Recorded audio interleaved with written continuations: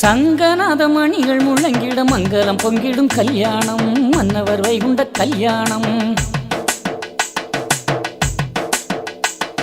சங்கநாத மணிகள் முழங்கிட மங்களம் பொங்கிடும் கல்யாணம் மன்னவர் வைகுண்ட கல்யாணம்.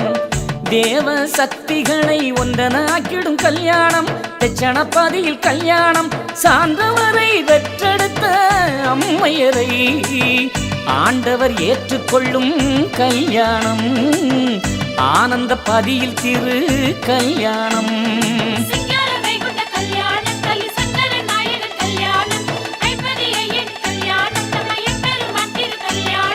சங்கநாத மணிகள் முழங்கிட மங்களம் பொங்கிடும் கல்யாணம் மன்னவர் வைகுண்ட கல்யாணம்.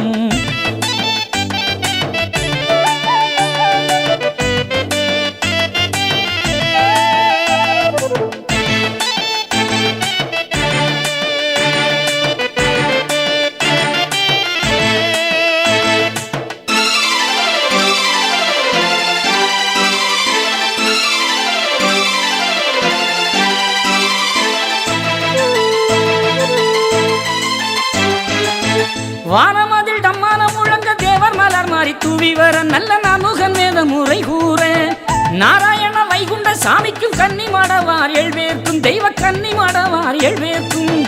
ஆகாயம் பூமி எல்லாம் அலங்காரம் செய்திடவே அந்த முறை சூரியனும் விளக்கு ஒளி வீசிடவே சொந்தமுள்ள சிவமதுவே பீடமாகவே சிறப்பித்த பந்தலுக்குள் கல்யாணமே சிங்கார சுவாமி திரு கல்யாணமே.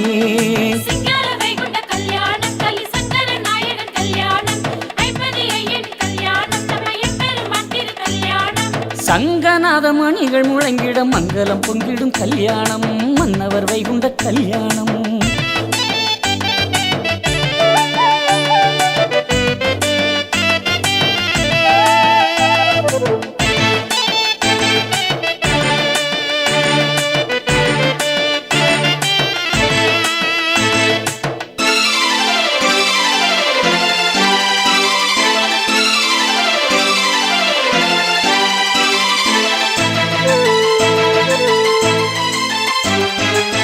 தெய்வ திருப்பதியினிலே கார்த்திகையில் திரு கல்யாணம் புவி காத்திட நிகழும் கல்யாணம்.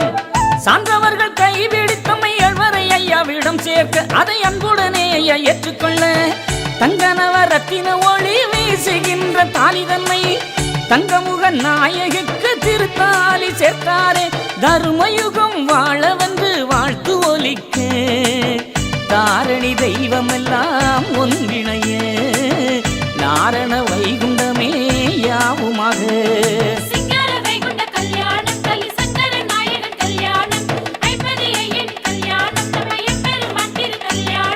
சங்கநாத மணிகள் முழங்கிட மங்களம் பொங்கிடும் கல்யாணம் மன்னவர் வைகுண்ட கல்யாணம். தேவ சக்திகளை ஒன்றனாக்கிடும் கல்யாணம் தெச்சணப்பாதியில் கல்யாணம். சான்றவரை பெற்றெடுத்த அம்மையரை ஆண்டவர் ஏற்றுக்கொள்ளும் கல்யாணம் ஆனந்த பதியில் திரு கல்யாணம்